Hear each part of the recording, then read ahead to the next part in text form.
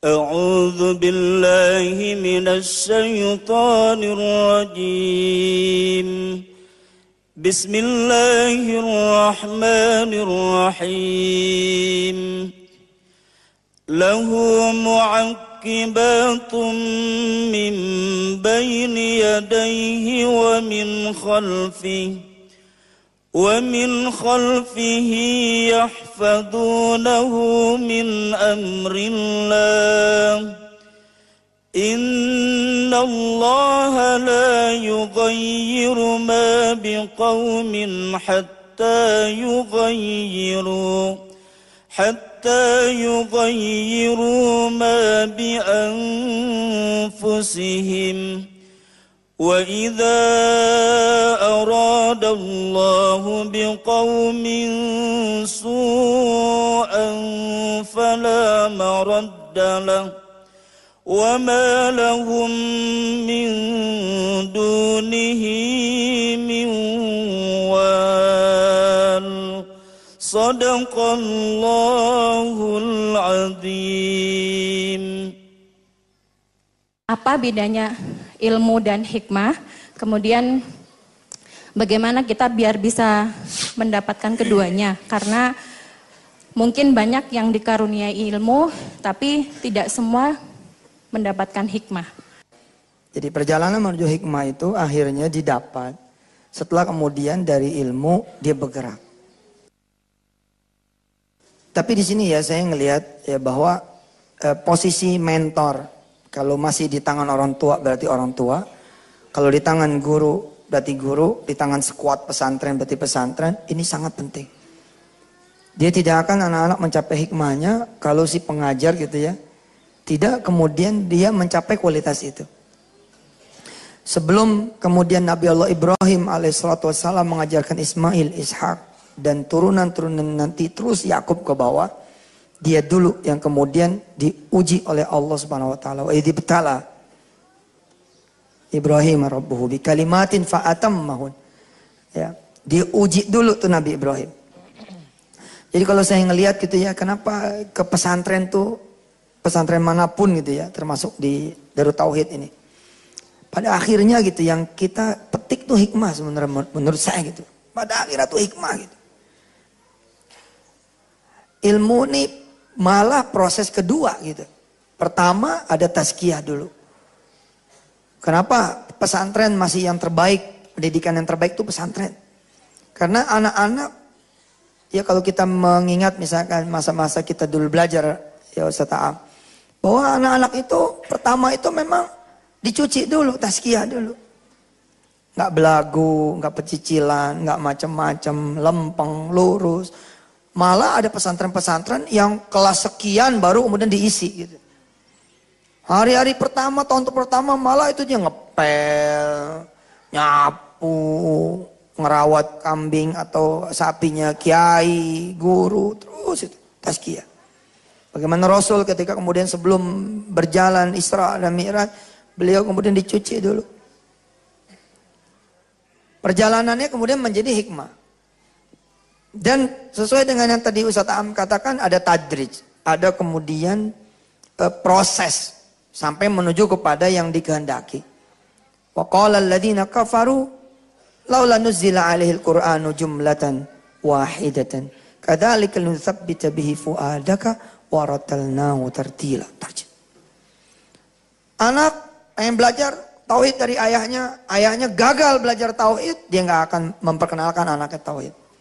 Anaknya datang ke ayahnya, Pak gimana nih besok buat bayar kuliah. Karena si anak ini belajar dari seorang ayah yang tidak mengenal Allah, maka hasilnya pun anak tidak akan belajar hikmah yang benar karena ilmunya salah. Yalah nanti kalau kepepet kita jual motor. Konklusinya salah.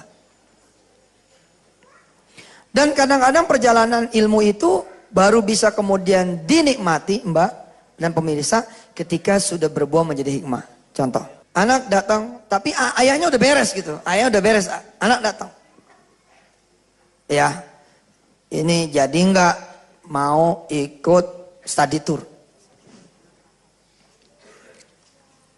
Ayahnya kemudian, karena dia sudah mengenal Allah Subhanahu Wa Taala, ayahnya bilang, kamu sudah ngomong belum sama Allah? Gitu. Lihat, ikhtiarnya, mikirnya nanti dulu. Zikirnya dulu. Balikin anak ini ke Allah. Kamu udah ngomong belum ke Allah? Belum ya, ngomong ke Allah. Masih ada waktu berapa? Sekarang hari Kamis, harus bayar besok maksimal Jumat. Sabtu mau berangkat. Ya sudah, masih ada maghrib, isya, buat doa. Masih ada sholat malam, masih ada subuh di Jumat pagi.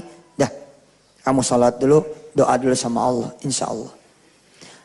Sebagai ikhtiar sebenarnya si anak sudah memenuhi proses ikhtiar itu. Si anak datang kepada orang tua. Lalu si ayah meneteskan ilmu tauhid itu kepada anaknya. Nak, ke Allah dulu. Dan ditemenin sama si ayah prosesnya. Pemirsa, ditemenin sama si ayah prosesnya. Ayo kita ke masjid. Kita minta sama Allah supaya kamu nanti bisa berangkat ikut study tour. Berapa duit? 27.000. Ayo kita minta 27.000. Di masjid dikasih tahu, yang lain nanti mundur. Kita maju. Dan betul, ketika kemudian yang lain mundur, dia maju berdua. Lalu si ayah menyuruh anaknya berdoa. Sok kamu berdoa, silakan. Si anak berdoa. Ya Allah, saya ini pengen ikut study tour. Tapi ini ya Allah, punya ayah pelit banget. 27.000 aja, mesti sholat dulu, mesti doa dulu. Tapi lah mudah-mudahan nanti ayah ngasih. Doanya langsung ke Allah. Allah itu hidup, nggak pernah mati. Kalau ayah belum ngasih mati gimana? Ya Allah, tolong bayarin saya. Doanya langsung aja. Bayarin kek, enggak kek, pokoknya begitu. Ya udah kayak gitulah, amin. Dialog terjadi. Ini ilmu loh, belum jadi hikmah. Kenapa? Belum jadi pengalaman buat si anak. Mati-mati Allah menghadiahkan kesusahan buat negeri ini. Sebenarnya bukan hanya belajar, tapi untuk memetik hikmahnya apa?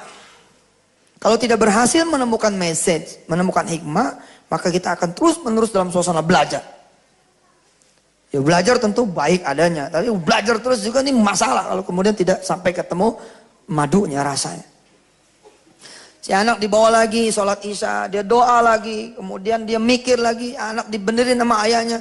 Nah kamu mikirin Allah, jangan mikirin duit, mikirin Allah. Tapi ini harus bayar, tapi itu kan kata orang. Bukan kata Allah. Lihat apa yang Allah bilang. Wa huwal aliyyul azim. Bukan kata kepala sekolah. Tapi kata Allah. Kalau Allah bilang berangkat, berangkat. Betapa banyak, berapa banyak orang yang bisa bayar nggak ikut. Karena sakit perut. Karena orang tuanya meninggal. Karena bis itu kemudian mogok. Anak mulai dapat ilmu nih tapi masih ilmu nih. Masih ilmu. Belum jadi hikmah. Terus akhirnya sampai pagi anaknya dipanggil sama orang tuanya. Sini, berapa duit bayarannya? 27.000.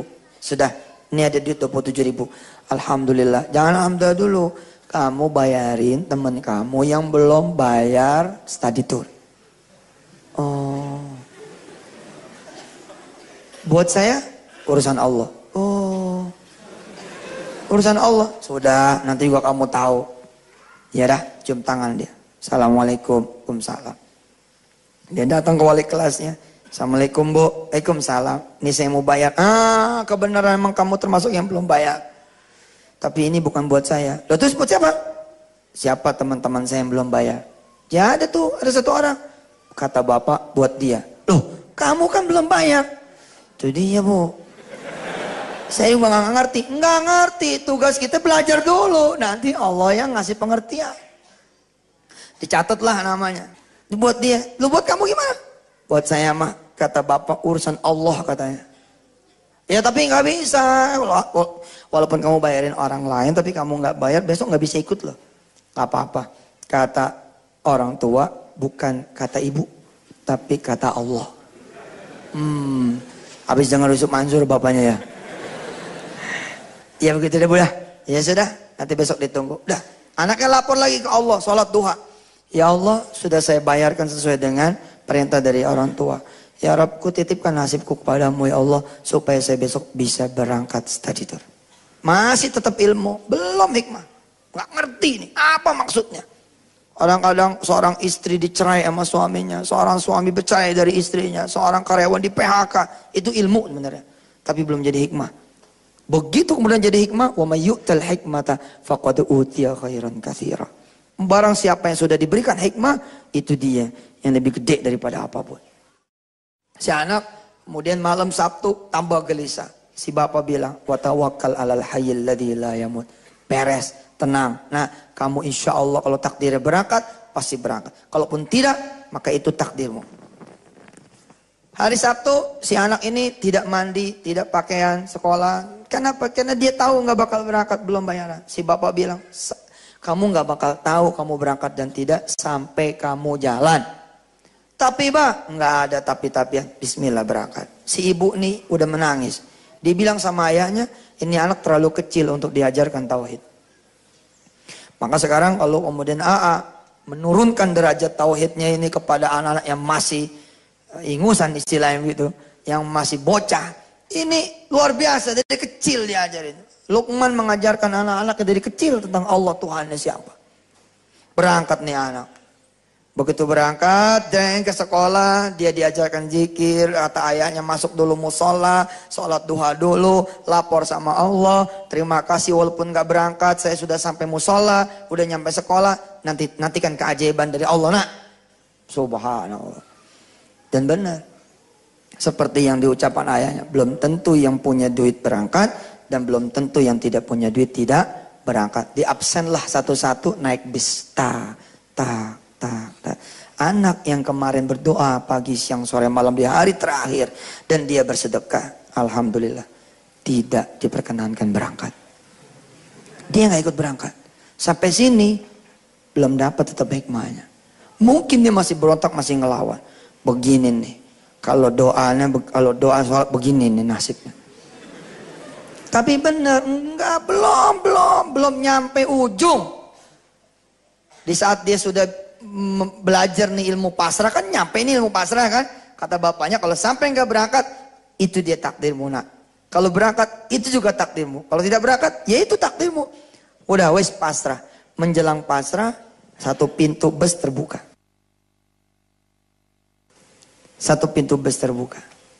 ada ketua kelas turun, dia nyamperin nih anak, Masya Allah kamu nggak ikut naik bus? Ya begitu dah. Gitu gimana? Nggak punya duit ya? Buat bayar? Ada sih kemarin itu, tapi ya begitu dah. Oke buat. Oh, jadi sekarang nggak bayar nih? Iya nggak bayar. Oh. Ya sudah. Jagain sekolah ya. Assalamualaikum. Salam. Mungkin. Oh nggak ngerti, tuh anak nggak paham. Sakit Pak. Ada orang yang ilmunya diantar sama Allah sampai pol. Jadi nggak perlu di kasus yang satu. Ada orang yang ilmunya belum sampai pol. Barangkali karena Allah kasihan. Tapi dia akan tetap melanjutkan perjalanan ilmu di kasus itu. Anak ini sampai pol, luar biasa. Semua orang dada dari mobil, termasuk anak yang dibayarin. Assalamualaikum. Duit gua. Dia lapor sama Allah, dia salat doa. Kali itu dia nangis, ya Allah nasibnya begini amat. Gitu keluar, datang pertolongan Allah. Masuk mobil Alphard, warna hitam, ke sekolah. Turun seorang ibu sama anaknya begitu, Ustaz. Celangak celinguk ketemu anak ini. Woi, Assalamualaikum. Waalaikumsalam. Udah pada jalan ya? Iya, udah pada jalan. Kamu nggak ikut? Ya gitu dah. Tinggalan ya? Sebenarnya sih bukan ketinggalan.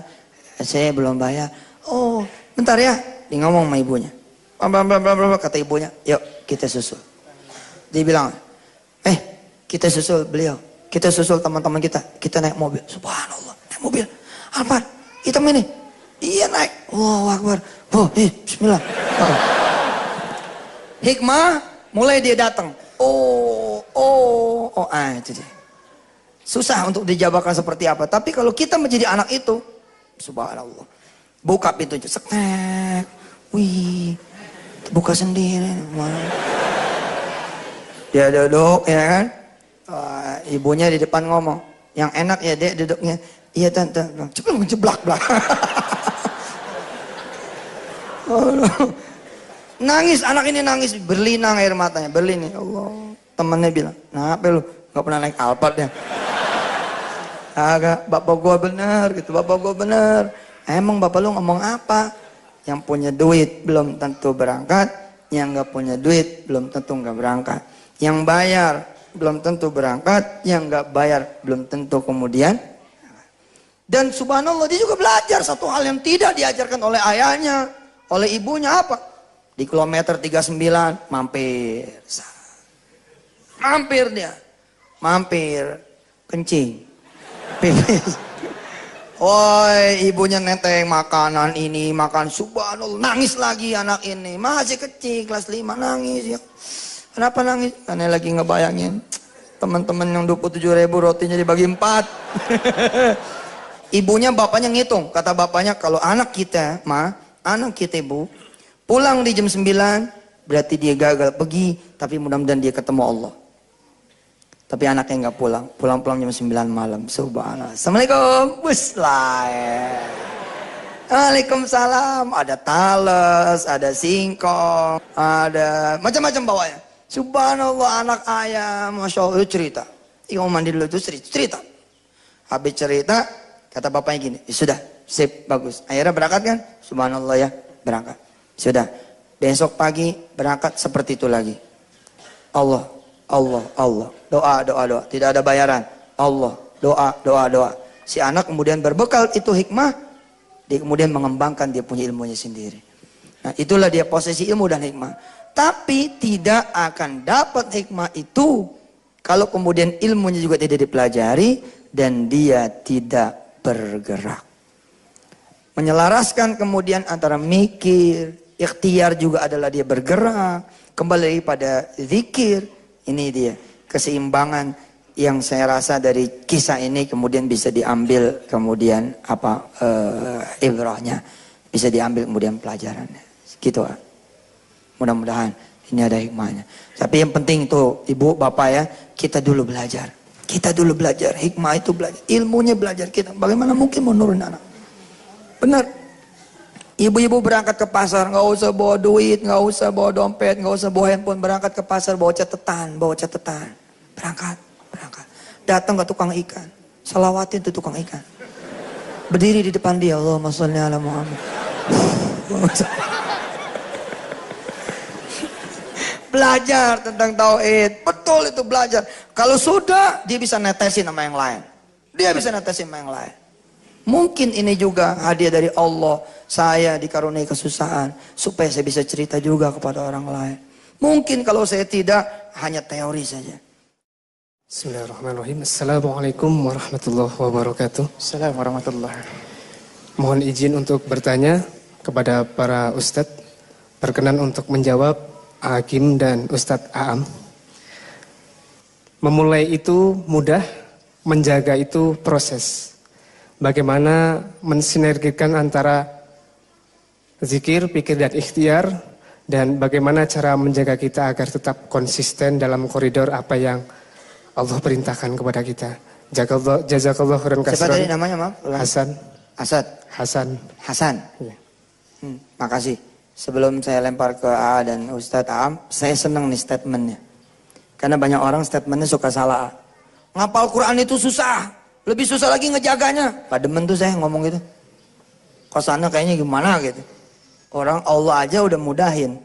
Walaqad yassarnal Qur'ana lidzikri fahal mim muddakir. Nah, tadi kalimatnya cakep banget. Memulai itu mudah. Menjaganya adalah proses. Tadi saya berpikir dia mau ngomong menjaganya itu susah, tapi cakep banget kalimatnya. Subhanallah Hasan, berhak atas duit dari ayahnya insyaallah. Mendengar itu nikmat, hadirin. Ini terima kasih Ustaz tentang ilmu hikmah itu. Mungkin saudara-saudara juga sudah tahu badai yang pernah menerpa saya, ya. Kenapa saya air mata ini nggak ketahan? Karena banyak yang menganggap badai itu menghancurkan, padahal badai itulah yang menyelamatkan. Saya tidak bisa membayangkan kalau dulu tidak ada dihina orang, dicaci, diremehkan. Mungkin tidak kenal Allah, yang kenalnya cuman popularitas, pujian, penilaian. Masya Allah. Jadi ingat tuh yang di ruangan gelap dipukul oleh seseorang pakai gulungan koran dalam gelap gulita. Marah. Tapi ketika dinyalakan lampu, ternyata calon mertua ini yang ngasih anaknya, ngasih modal, ngasih rumah. Oh, Bapak, silakan lagi, begitulah ya. Karena dia tahu orang inilah yang sangat baik, yang sudah nyukupin, nolong, nggak ada apa-apanya, dan pasti itu pun demi kebaikan, ya. Jadi kalau orang belum kenal Allah di balik semua yang terjadi, memang akan sulit melihat hikmah. Tapi ketika seperti tadi, betapa indah dan sempurnanya perencanaan Allah, wah, kita cuma bisa nangis saja. Nangis takjub kepada maha baiknya Allah. Sulit untuk mengeluh. Barang siapa yang tahu Allah itu maha indah, maha baik dalam setiap perbuatannya. Begini hadirin, kalau kita dibuat lurus saja pasti tidak menarik. Allah membuat banyak hal dalam hidup ini supaya menarik. Iman itu pasti turun naik, karena yang konstan itu malaikat. Kalau kita turun naik, cuman turun naiknya ini harus dikemas. Naik 3, turun 1, segera sadar, bangkit, naik lagi 4. Suatu saat lengah, turun 2, naik lagi. Jadi walaupun turun naik, progresnya imannya menguat. Karena akan dibuat oleh Allah kejadian yang memang kita ini ada pembosan. Nah, bagaimana caranya supaya istiqomah? Ini rada berat nih, karena saya belum termasuk yang istiqomah. Nanti Ustadz aja lah ini, ya. Saya baru turun naiknya. Ya, bismillahirrahmanirrahim. Rekan-rekan sekalian, kalau kita cermati, betul apa yang disampaikan oleh Ustadz Yusuf Mansur, oleh Agim. Katanya life is never flat, hidup itu nggak datar. Hidup itu naik turun, naik turun. Makanya ada orang yang memulai itu mudah, tapi yang sulit adalah tadi mempertahankannya, gitu kan? Sebenarnya kalau kita cermati, manusia itu memang makhluk yang sangat dipengaruhi oleh faktor lingkungan. Makanya Nabi Ibrahim pernah berdoa begini, Robbi habli hukman. Tadi hikmahnya oleh Ustadz Yusuf Mansur sudah disampaikan. Robbi habli hukman. Ya Allah, beri aku hikmah. Hikmah. Walhiqni bis solihin. Dekatkan aku dalam lingkungan orang-orang soleh. Nah, ini antara hikmah dan lingkungan orang soleh itu dekat. Antara keistiqomahan dan lingkungan itu sangat berdekatan. Beri aku hikmah, dekatkan aku dalam lingkungan orang-orang soleh. Yang menarik di situ ada kata-kata waj'alli lisana sidqin fil akhirin. Ya Allah, jadikan aku bahan pembicaraan baik bagi generasi setelah aku. Jadi gini, pertama hikmahnya tadi sudah disampaikan, kemudian sekarang supaya kita lebih istiqomah, cari selalu lingkungan yang soleh. Datang ke majelis taklim, cari lingkungan yang soleh, ketemu teman-teman, ciptakan lingkungan yang soleh. Di lingkungan kita rasanya belum ada kondisi-kondisi yang membuat soleh, kita ciptakan yang soleh. Nah, nanti setelah kita berusaha menciptakan menciptakan dan mencari lingkungan yang soleh, waj'alli lisana sidqin fil akhirin. Ya Allah, jadikan aku bahan pembicaraan baik. Maksud jadi bahan pembicaraan baik itu artinya kita harus berusaha meninggalkan jejak yang baik. Masya Allah. Dalam hidup itu kita harus meninggalkan jejak yang baik. Ingat 2 hal yang tidak bisa kita cabut dalam kehidupan. Pertama, lisan yang sudah terucap itu tidak bisa ditarik. Lisan yang sudah terucap itu tidak bisa ditarik. Misalnya, saya bicara dan teman saya sakit hati, saya katakan, aduh saya minta maaf, saya tadi ngomong seperti itu karena emosi. Apa teman saya bilang? Iya, saya maafkan. Tapi jangan salah, tetap aja omongan itu berbekas pada hati teman saya itu. Yang kedua apa? Seperti paku, ya, nancap, minta maaf tuh dicabut pakunya, tapi ya, bolongnya tetap bolongnya ada. tetap ada, gitu. Makanya memaafkan dan melupakan itu 2 hal yang berbeda. Kalau memaafkan itu wilayah hati, melupakan itu wilayah memori. Makanya ada orang yang, Pak Am, saya sudah memaafkan, tapi kenapa ya kadang-kadang saya suka ingat. Ya karena itu dua hal yang berbeda. Kalau memaafkan itu wilayah hati, kalau melupakan itu wilayah memori. Nah makanya ada dua hal yang tidak bisa kita cabut. Satu, ucapan. Ucapan kalau udah keluar itu nggak bisa dicabut sebenarnya. Diralat bisa, tetapi bekasnya ada. Yang kedua apa? Sejarah perjalanan hidup kita. Sejarah. Makanya Nabi Ibrahim mengatakan, ya Allah jadikan aku bahan pembicaraan baik. Maksudnya kita harus berusaha meninggalkan jejak yang baik. Indah kan kalau misalnya bapak-bapak meninggal lebih dulu ya. Lalu kata istri bapak itu ke anak yang paling gede, Aa, kalau jadi ayah contoh tuh bapak kamu. Rumah tangga dengan mama 20 tahun gak pernah nyakitin. Bapak kamu tuh selalu bekerja keras. Jadi imam dalam rumah tangga. Pokoknya kalau jadi bapak, contoh tuh bapak kamu. Itu kan jadi kenangan indah. Jadi sejarah baik. Yang paling parah kalau istri kita ngomong gini, kalau jadi ayah jangan seperti bapak kamu. Parah banget bapak kamu tuh parah pisannya. Tapi alhamdulillah pendek umur.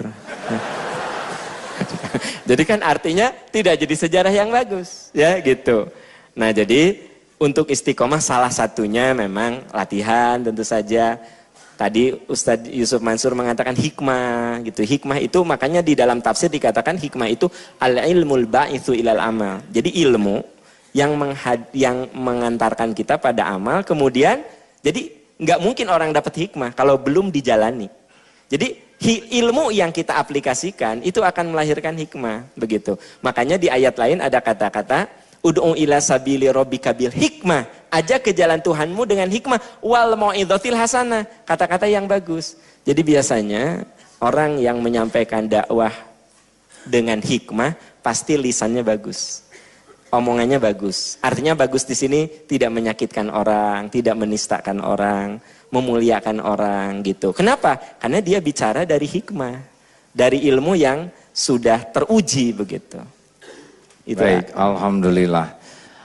Ingin sedikit menambahkan tentang lingkungan yang baik. Memang Rasulullah pun mengingatkan bergaul dengan penjual minyak wangi, kita akan ikut terbawa harum, dan bergaul dengan pandai besi bisa ikut bakaran. Saya ingin menyampaikan ilmu yang saya dengar dari guru kami Ustadz Jalaluddin Asyatibi. Semoga Allah menyayangi beliau. Jadi kalau mau cari lingkungan, cari teman, yang saya simak tuh satu, carilah orang yang bisa jadi guru ibadah. Jadi orangnya berilmu dan ilmunya diamalkan sehingga kita masuk ke lingkungan itu, berteman itu, kita bisa nambah ilmu, nambah termotivasi. Carilah teman yang bisa jadi guru ibadah. Ada juga boleh dijadikan teman, yaitu teman yang bisa jadi teman ibadah. Dia memang ilmunya sama dengan kita. Tapi kalau ketemu dia bisa ngajak, ayo sholat, waktu sholatnya ilmu kita nggak nambah, tapi jadi sinergi dalam ibadah. Bagus itu juga jadi teman. Atau yang ketiga boleh dijadikan teman adalah orang yang jadi murid ibadah. Dia memang tidak bisa ngajarin ilmu, tidak juga motivasi, tapi kalau ketemu dia senang belajar. Ajarin dong. Ini Quran begini, ini kenapa pakai sholat sunnah begini, ini teh kalau sholat gini tuh saya lagi diam ditepuk ini apaan nih, saya tepuk lagi. Itu boleh dijadikan teman, orang yang semangat untuk ibadah walaupun ilmunya terbatas. Yang keempat, ini yang ranking terendah untuk kawan, adalah teman yang tidak mengganggu ibadah. Ya, dia mah sholat enggak, tapi yang enggak ngepek lah gitu ya. Ngehalangin tidak, tapi kita sholat ya saya sebentar lagi lah. Tapi nggak menghalang-halangi. Nah ini masih rada boleh. Yang jangan itu adalah punya teman dan lingkungan yang bisa merusak akidah dan ibadah kita. Nah karena tidak ada yang termahal dalam hidup selain keyakinan dan bisa mengabdi ke Allah. Dengan doa. Hadirin, Allah Maha menatap, Allah Maha mendengar. Pertemuan ini terjadi dengan izin Allah. Tidak ada satupun yang luput dari pendengaran Allah. Allah Maha tahu siapa diri kita yang sesungguhnya. Kita dihargai orang lain bukan karena kita mulia, melainkan karena Allah saja masih menutupi aib, kebusukan, kemaksiatan kita. Allahumma sholli ala sayyidina Muhammad wa ala alihi wa ashabihi ajma'in. Alhamdulillahi rabbil alamin.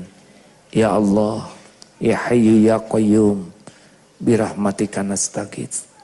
Rabbana zalamna anfusana wa illam taghfir lana wa tarhamna lanakunanna minal khasirin.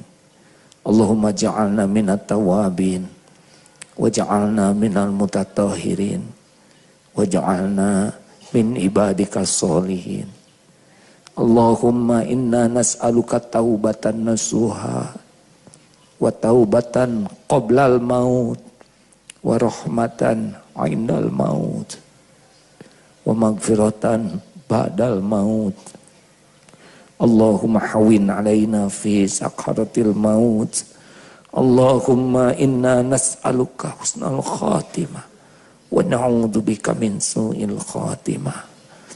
Wahai yang maha menatap, ampuni ya Allah sebusuk apapun hidup yang pernah kami jalani.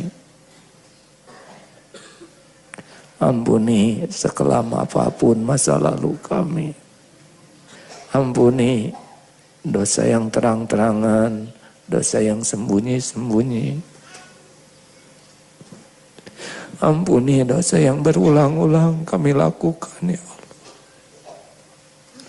Wahai Allah, berikan kekuatan agar kami bisa menghindari maksiat, agar bisa menjauhi dosa, agar tidak tertipu oleh duniawi ini, agar tidak terjerumus karena nafsu, syahwat, amarah. Allahumma ighfir lana wa liwalidina warhamhum kama rabbawna shighara. Duha yang maha baik, ampuni dan sayangi orang tua kami. Bagaimanapun keadaannya, darah dagingnya ada pada tubuh kami. Muliakan sisa umurnya wahai Allah. Jadikan husnul khotimah akhir hayatnya. Lapangkan kuburnya ya Rabb. Kami mohon jadikan keduanya ahli surgamu. Golongkan kami menjadi anak yang tahu bakti, tahu balas budi. Ya Allah, ampuni guru-guru kami, para ulama, ustadz yang menjadi jalan kami mengenalmu, yang menjadi jalan kami bisa mengabdi padamu. Muliakan keluarga, keturunannya ya Allah. Rabbana hablana min azwajina wa dzurriyyatina qurrata a'yun waj'alna lil muttaqina imama. Wahai Allah yang maha baik, karuniakan kepada kami rumah tangga yang penuh cinta padamu, rumah tangga yang selalu merindukan perjumpaan denganmu.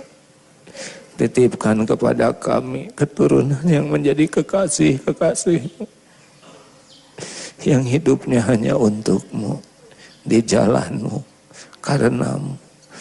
Wahai Allah yang maha agung, jadikan Ramadan ini benar-benar merubah hidup kami. Jadikan hati ini hati yang benar-benar selalu tertuju padamu. Penuhi hati ini hanya olehmu ya Allah. Jangan pernah berpaling sesaat pun darimu. Jangan biarkan kami melangkah kecuali hanya padamu. Jangan cabut nikmat iman ini ya Allah. Rabbana la tuzigh qulubana ba'da idh hadaitana wa hab lana min ladunka rahmah innaka antal wahhab. Allahumma ighfirlil mu'minina wal mu'minat wal muslimina wal muslimat al ahya'i minhum wal amwat. Allahumma a'izal Islam wal muslimin. Allahumma ansur mujahidin.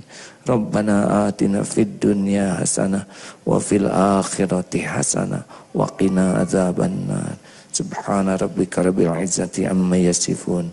Wassalamun alal mursalin walhamdulillah. Terima kasih Ustadz ya, semoga ilmunya berkah, manfaat, dan semoga Ustadz Yusman, Ustadz Aam senantiasa dipelihara oleh Allah, istiqomah sampai akhir hayat husnul khotimah. Para pendengar, terima kasih.